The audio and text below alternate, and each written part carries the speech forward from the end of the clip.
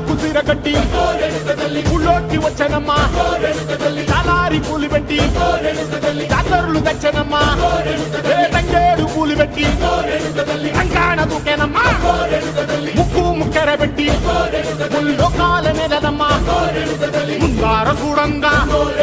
మున్నూరు కన్నులమ్మా ఎనకాల చూడంగా ఏనూరు కన్నులమ్మా చదువు శిస్తులంతా సాగిల బట్టరమ్మా మహారాజు రాజులంతా మొగారిందిరమ్మా కోరిక కోరంగా